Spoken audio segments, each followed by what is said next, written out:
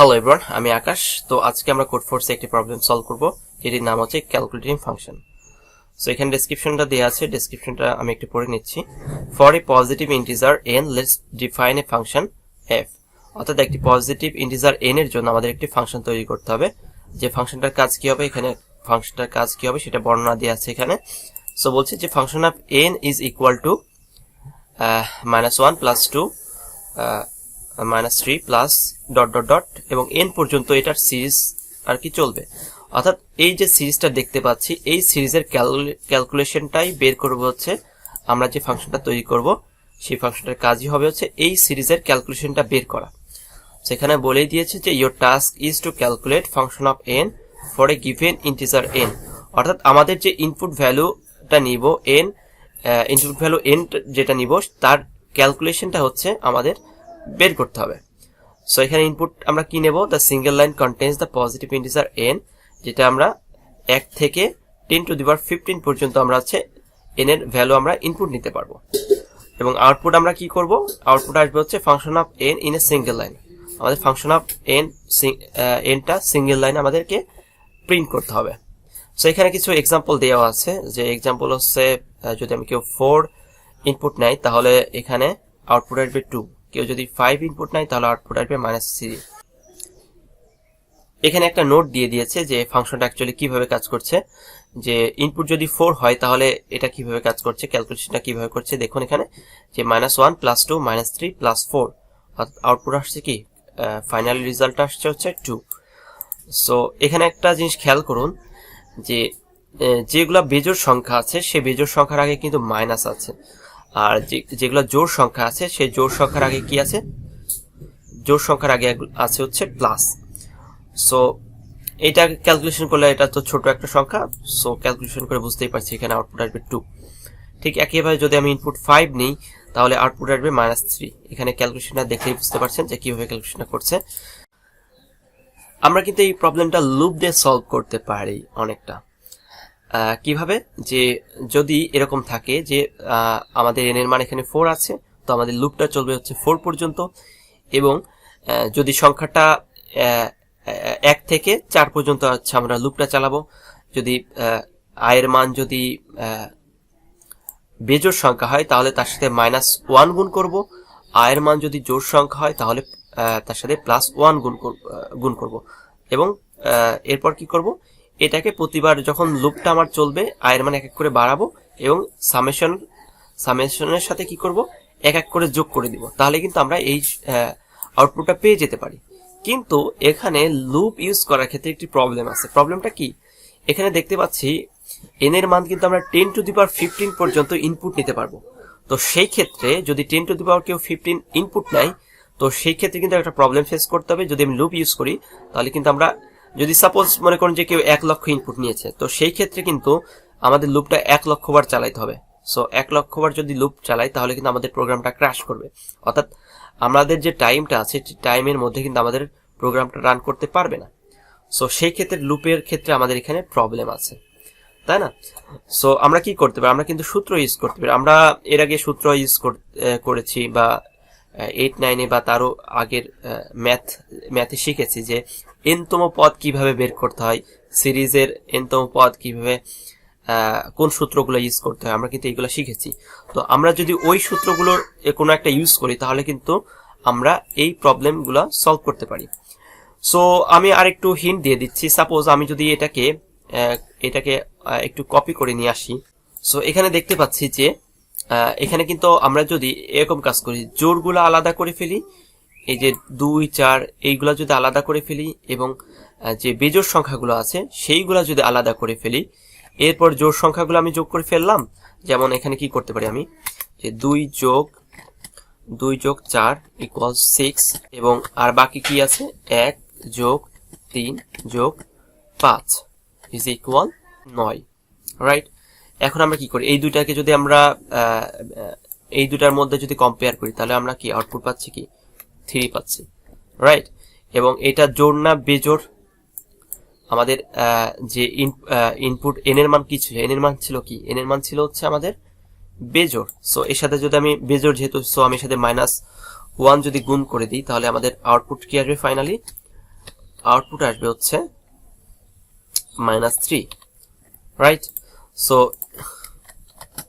Output আসবে কি -3। So আমি কিন্তু এইভাবে সলভ করতে পারি। কিভাবে?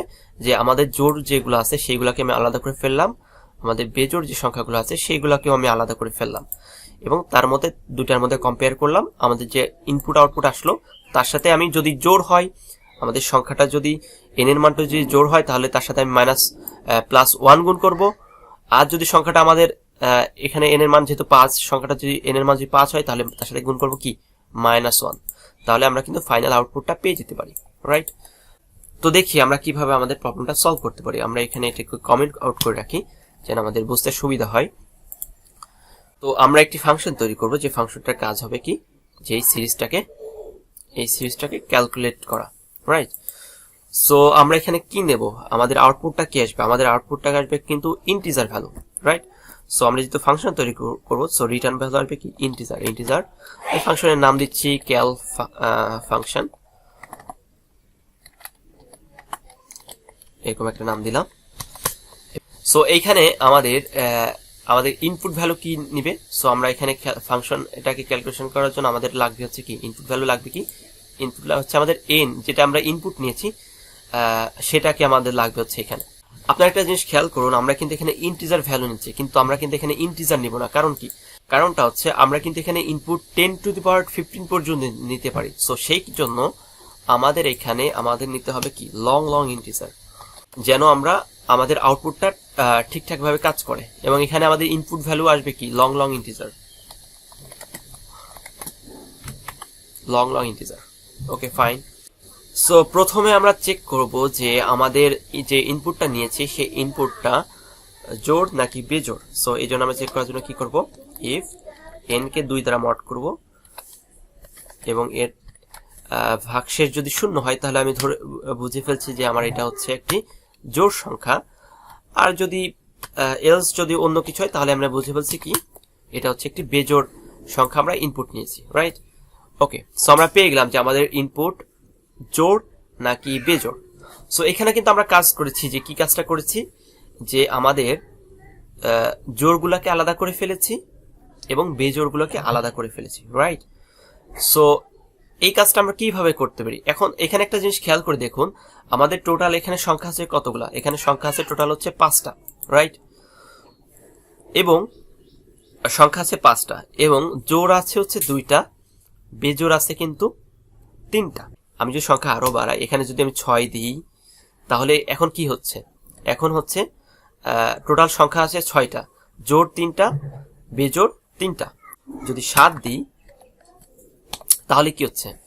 জোড় হয়ে যাচ্ছে আমাদের 3টা, বেজোড় হয়ে যাচ্ছে 5টা। তাহলে আমরা এখানে কি বুঝলাম? যদি আমাদের n এর মান জোড় হয় তাহলে আমাদের জোড়ও সমান সংখ্যক থাকবে, বেজোড়ও সমান সংখ্যক থাকবে। অর্থাৎ জোড় যদি 2টা হয়, বেজোড়ও 2টা হবে। কিন্তু আমাদের ইনপুট অর্থাৎ n এর মান যদি বেজোড় হয় তাহলে কি হচ্ছে? n এর মান যদি 5 হয় তাহলে জোড় হবে 2টা, বেজোড় হবে 3টা। n এর মান যদি 7 হয় তাহলে জোড় হবে 3টা, বেজোড় হবে 4টা। তো এইভাবে কিন্তু আমরা বের করে ফেলতে পারি যে জোড়ের সিরিজ এবং বেজোড়ের সিরিজ, রাইট? সো এখানে আমরা তাহলে কি করব, আমরা এটাকে n কে 2 দিয়ে ভাগ করব, n কে 2 দিয়ে ভাগ করব। সো আমি n এর মান আপাতত রাখছি n এর মধ্যেই। n কে যদি আমরা 2 দিয়ে ভাগ করি তাহলে কি পাবো? সো n কে যদি আমি 2 দিয়ে ভাগ করি তাহলে যেহেতু এটা জোড় সংখ্যা, সো n এর মান কি হবে? n এর মান হবে, যদি জোড় হয়, সাপোজ n এর মান যদি আমি 4 দিই তাহলে n এর মান এখন হয়ে যাচ্ছে কত? 2। অর্থাৎ 2টা জোড় আছে, 2টা বেজোড় আছে, ওকে? কিন্তু n এর মান যদি আমি বেজোড় হয় তাহলে কি হবে? সো n এর মান যদি বেজোড় হয় তাহলে n divide by 2। So n এর মান যদি বেজোড় হয় আমরা কি পাচ্ছি? অবশ্যই জোড়ের থেকে একটি বেশি। সো n ডিভাইড বাই 2 করলে তো আমরা জোড় যতগুলা ততগুলা পাচ্ছি, এখানে যতগুলো আছে ততগুলা পাচ্ছি। কিন্তু যদি বেজোড় হয় তাহলে কি n জোড় যতগুলো হবে তার থেকে একটা বেশি। সো এই জন্য আমি কি করে দিলাম, এখানে প্লাস করে দিলাম, ওকে? সো এটা কিন্তু এখন আমরা 2টা জিনিস পেয়ে গেলাম। এইটা দ্বারা আমরা পেয়ে গেলাম জোড় সংখ্যার যত সিরিজ আছে, যেমন 2, 4, 6, 8, 10। আর এইটা দ্বারা পালাম হচ্ছে সব বেজোড় সংখ্যার সিরিজ, যেমন 2, 4, এটা সব জোড় সংখ্যার সিরিজ, এখানে হচ্ছে 1 3 5, এটা হচ্ছে বেজোড় সংখ্যা সিরিজ। ওকে, সো আমাদের কাজ এটা আপাতত শেষ। এবার আমরা সূত্র ইউজ করব। কি সূত্র ইউজ করব? আমরা তো জোড় সংখ্যা কতগুলো হবে সেইগুলো পেয়ে গেছি, রাইট? আমরা বেজোড় সংখ্যা কতগুলো হবে সেগুলো আমরা পেয়ে গেছি। সো আমাদের এখন কাজ হবে এই সিরিজটাকে যোগ করব, অর্থাৎ জোড়ের যে সিরিজগুলো আছে সেটাকে একটা যোগ করব, এবং বেজোড়ের যে সিরিজ আছে সেগুলোকে যোগ করব। সো আমি একটা ভেরিয়েবল নিচ্ছি, যেমন লং লং। এখানে আমি লং লং নিচ্ছি কারণ আউটপুট আমাদের বড় আসতে পারে। সো আমি long long int is equal to, এটা হচ্ছে ইভেন, আমি যদি নিই যে ইভেন সামেশন, এখানে ইভেন সামেশন ইভেন এস দিলাম, ইজ ইকুয়াল টু, আমরা যদি জোড়ের সিরিজের ক্যালকুলেশন করতে চাই তাহলে একটা সূত্র আছে, সেই সূত্রটা হচ্ছে n ইন্টু n প্লাস 1। এটা হচ্ছে জোড় যে সিরিজগুলো আছে, অর্থাৎ 2 4 6 8 10 যে সিরিজগুলো আছে, এই সিরিজের n-তম পদ, অর্থাৎ n-তম পদ যদি আমি ক্যালকুলেশন করতে চাই তাহলে সেটা সূত্র হবে হচ্ছে n into n plus 1। So এখানে অবশ্যই আমাদের মাল্টিপ্লিকেশন সিম্বল দিতে হবে, কারণ প্রোগ্রামে এইভাবে ডিরেক্ট করা যায় না। এটা হচ্ছে ইভেনের জন্য। আর যদি 1 3 5 7 এই সংখ্যাগুলোর আমরা সিরিজ বের করতে চাই তাহলে আমরা কি করতে পারি? তাহলে আরেকটি সূত্র আছে, সেটা হচ্ছে, আমি ভেরিয়েবল নিচ্ছি লং লং ইন্টিজার, এটা হচ্ছে অড সামেশন কি হবে, is equal to n into n, অর্থাৎ n স্কয়ার। ওকে, যদি বেজোড় সংখ্যার আমরা সিরিজ বের করতে চাই, যেমন 1 3 5, এটা যদি আমরা সিরিজ বের করতে চাই তাহলে আমাদের কি করতে হবে? সূত্রটা হচ্ছে n স্কয়ার। সো যেহেতু প্রোগ্রামে আমরা ওইভাবে লিখতে পারছি না, সো আমরা কি দিলাম? সরাসরি n ইন্টু n। সো এটার দ্বারা বুঝতে পারছি যে এটা হচ্ছে লং হবে, সো এটার দ্বারা বুঝতে পারছি কি n স্কয়ার। সো আমরা জোড় যে সংখ্যাগুলো আছে সেই সংখ্যার সামেশন পেয়ে গেলাম এই সূত্র দ্বারা, আর বেজোড় সংখ্যার যে সামেশন আছে সেটা আমরা এই সূত্র দ্বারা পেয়ে গেলাম। এখন আমাদের কাজ যে আমাদের এই দুইটার মধ্যে কম্পেয়ার করে আমাদের যে আউটপুটটা আসবে সেটাই কিন্তু আমাদের আনসার। তো তার আগে আমাদের একটা কাজ করতে হবে, সেটা কি? সেই কাজটা হচ্ছে আমাদের -1 বা +1 গুণ করতে হবে।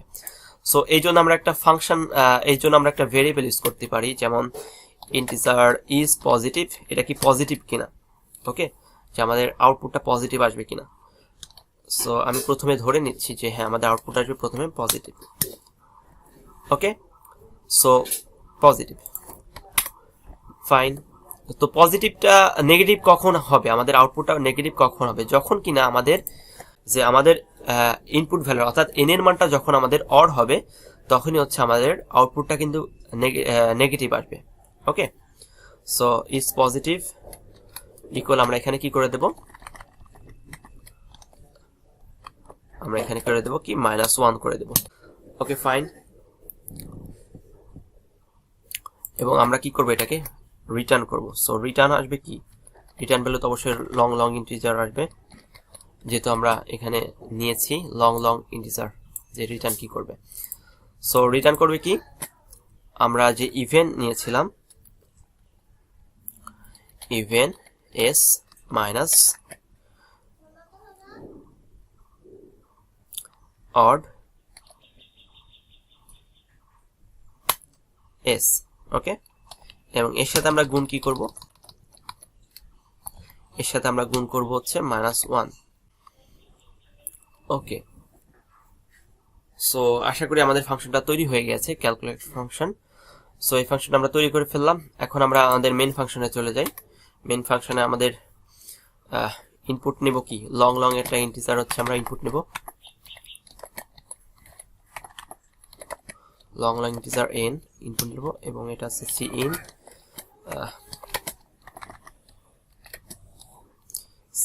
n, এবং আউটপুট আমরা কি করব? আউটপুট করব হচ্ছে আমরা যে ফাংশনটা তৈরি করেছি এখানে, এই ফাংশনটাকে আমরা আউটপুট করে দেব, রাইট? আমরা যে ফাংশনটা ক্রিয়েট করেছি। সো cout, ফাংশনটার নাম হচ্ছে ক্যালক ফাংশন, এবং এর মধ্যে আমাদের ইনপুট ভ্যালু যাবে n, এবং অবশ্যই এটাকে আমরা এন্ড লাইন করে শেষ করে দেব। সো আমি এখন আমার প্রোগ্রামটা রান করে দেখি যে আমার প্রোগ্রামটা ঠিকভাবে কাজ করছে কিনা। সো রান করার জন্য রান বাটন ক্লিক করলাম। ওকে, সো আমার ইনপুট নেওয়ার জন্য তৈরি। এখন আমি যদি 5 ইনপুট দিই, আমাদের আউটপুট আসার কথা হচ্ছে -3। সো এখানে আমার -3 আসলো। আমি যদি 4 ইনপুট দিয়ে আমি আবার প্রোগ্রামটা রান করি, তাহলে আউটপুট আসার কথা 2। সো এখানে -2 আসলো। সো দেখি আমাদের প্রবলেমটা অ্যাকচুয়ালি কোথায় হয়েছে, -2 আসলো কেন। ওকে, সো আমরা এখানে একটা জিনিস ভুল করে ফেলেছি, সেটা হচ্ছে এখানে -1 আমরা গুণ করেছি, কিন্তু আমাদের তো সেটা করার কথা না। আমাদের করার কথা কি, আমরা যে ভেরিয়েবলটা নিয়েছিলাম, অর্থাৎ -1 কখন গুণ হবে, যখন কিনা n এর মানটা বেজোড় হবে, তখনই কিনা এখানে -1 গুণ হবে, রাইট। এখানে আসবে হচ্ছে আমাদের ইজ পজিটিভ।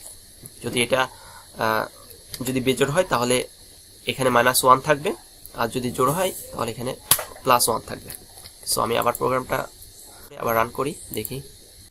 ওকে, আমি 4 দিই, এখানে আমরা 2 পাচ্ছি। যদি আমি এখানে 5 দিই, তাহলে এখানে আসার কথা -3। সো -3। সো এখন আমি আমার প্রোগ্রামটা আমাদের যে কোডফোর্সের সাবমিশন বক্স আছে, সেখানে আমি আমার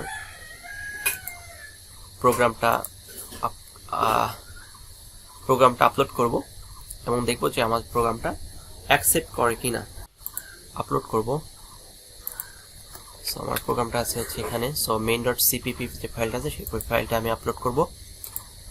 সো সাবমিট করে দেব। এখন আমার প্রোগ্রামটা এখন রানিং অবস্থায় আছে। সো দেখুন আমার প্রোগ্রামটা কিন্তু অ্যাকসেপ্ট করেছে। সো আমি যদি আমার ডিটেলসে যাই, এখানে দেখতে পাচ্ছি সো আমার প্রোগ্রামটা কিন্তু অ্যাকসেপ্টেড। ওকে, সো এখানে যদি আপনি দেখেন যে কি কি জিনিস চেক করেছে এরা, সো দেখুন এখানে কিন্তু বিশাল একটা সংখ্যা কিন্তু চেক করেছে। সো আমি যদি লুপ দিয়ে আমার প্রোগ্রামটা করতাম, তাহলে কিন্তু এইটা কিন্তু রান করতে পারতো না, টাইম লিমিট এক্সিকিউট হয়ে যেত। কিন্তু এখানে দেখুন বিশাল বড় একটা লং ইন্টিজার ভ্যালু কিন্তু এখানে চেক করেছে, বড় বড় সংখ্যা, বিভিন্ন ধরনের সংখ্যা দিয়ে কিন্তু এখানে চেক করেছে। সো যার কারণে আমরা কিন্তু এখানে সূত্র ইউজ করেছি। সো এই ছিল আমার প্রোগ্রাম। সো অবশ্যই আমার চ্যানেলটি সাবস্ক্রাইব করবেন এবং বেল আইকন দিয়ে আমার সাথে থাকবেন। আমি পরবর্তীতে আরো অনেক ভিডিও সিরিজ আপলোড করার চেষ্টা করব। সবাইকে ধন্যবাদ। আল্লাহ হাফেজ।